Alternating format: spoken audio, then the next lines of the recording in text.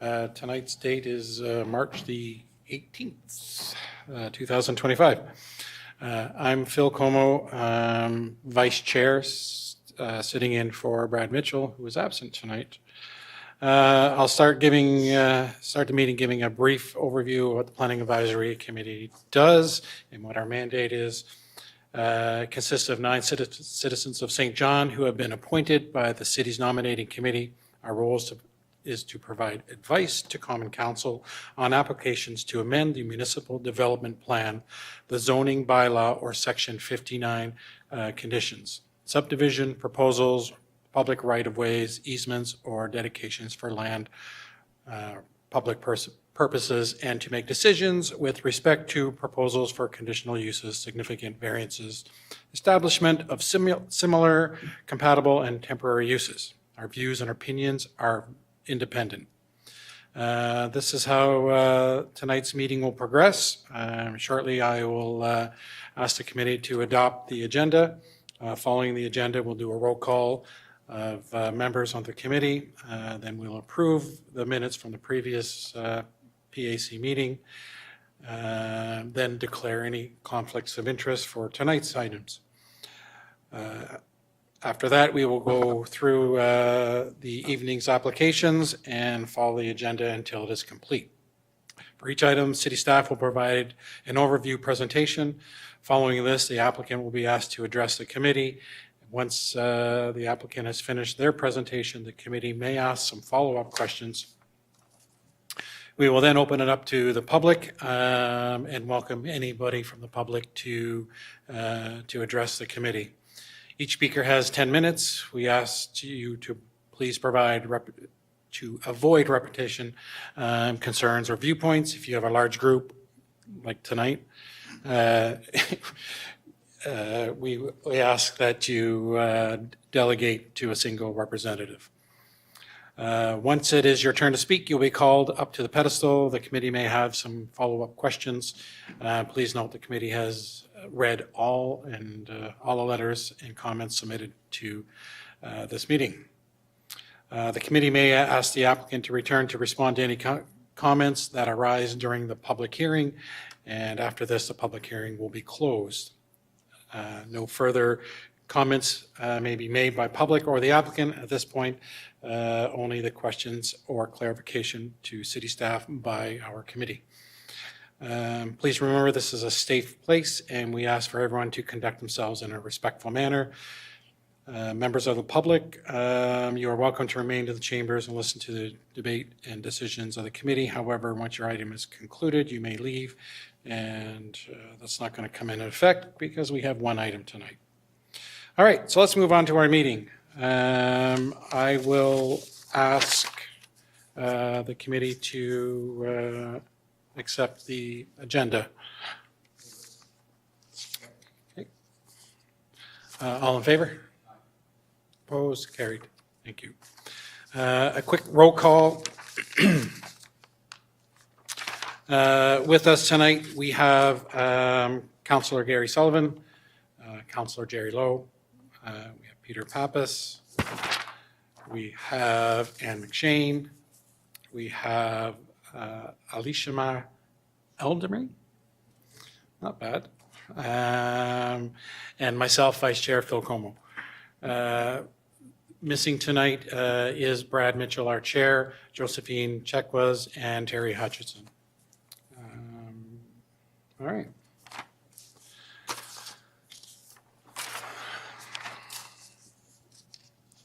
So our any conflicts?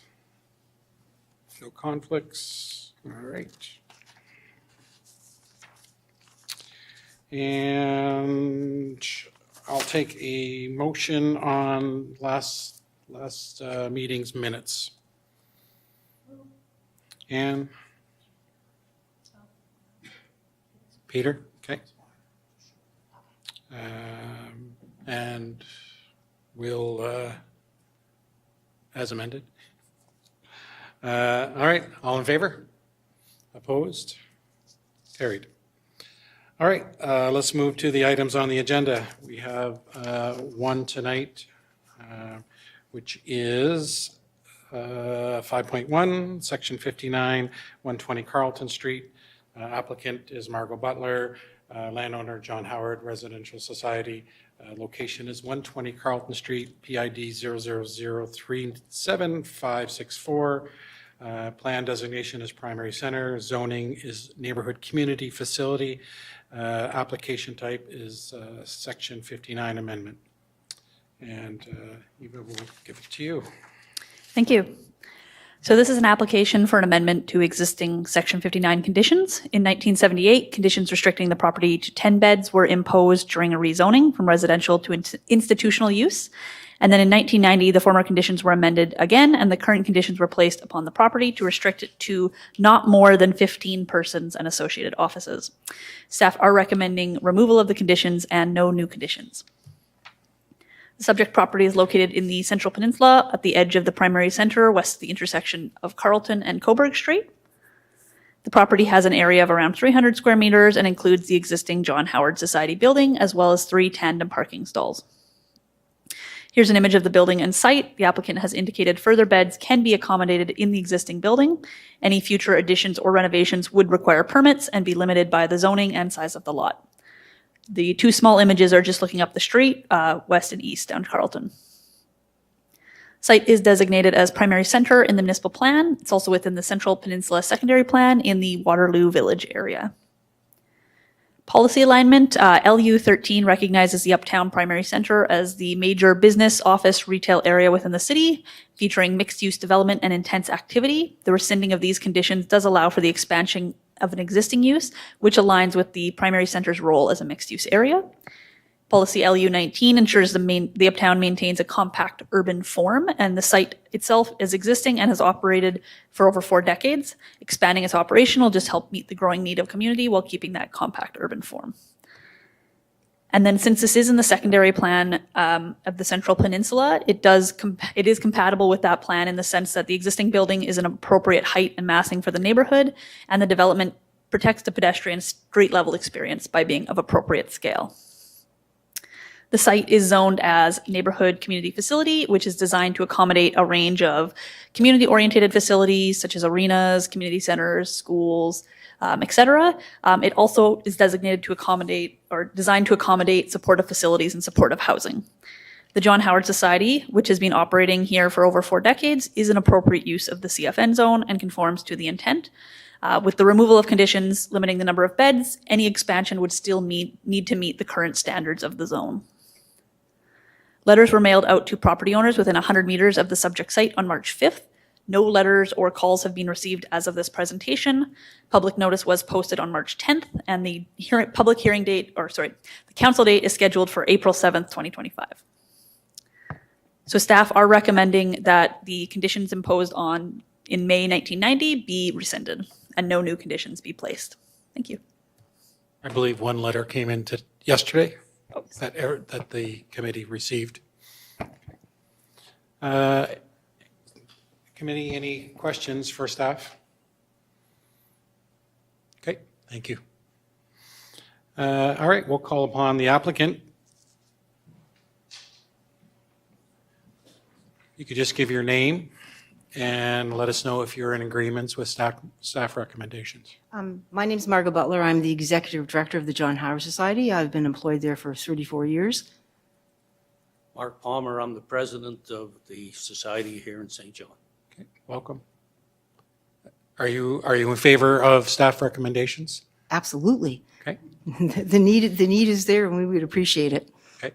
Anything you'd like to add? We've been there over 4 decades. It's an excellent service that we provide. The need is very great for people trying to re-enter back into their hometown of St. John. So that's where we want to be in accordance to the city's bylaw to offer more support that we do for individuals coming out of the institutions to regroup back in St. John. Okay, thank you. Committee, any questions for the applicant? Yeah. Councilor? Thanks. So you're asking to increase the capacity. So what happens, like, if you're full, and what do people have to do? Like, if they can't use your service, what do they have to do now? They wait inside the institution. if they're applying for parole, which has happened because there's 4 halfway houses in New Brunswick. And in fact, just before Christmas, they shipped a bunch of them over to St. John's, Newfoundland, because they were waiting so long for placements in New Brunswick, they couldn't do it. So some guys decided to stay in St. John and finish out their residency clause, which is called residency clause when you have to stay in a halfway house. They're backlogged inside the institution. They've been approved to come out, and they just have to wait for a bed. Thank you. Any other questions for the applicant? Okay, thank you. Thank you. I'll ask for public consultation. Anybody from the public for or against? Once. Anyone from the public for or against? That's twice. And anybody from the public for or against? We will now close the public comments.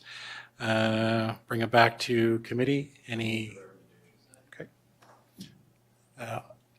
On the question? All in favor? Okay, that was easy. There's no new business. Our next meeting is April 15th, is that correct? Maybe? We do not have anything scheduled for the April 15th meeting at this point, so we will likely not be meeting in April. Everyone can have a long, yeah. No, but I think Easter's around there, so you guys can like hunt eggs or something. But we'll be back in May, for sure. All right, motion to adjourn. Okay. Thank you. Jerry's got it.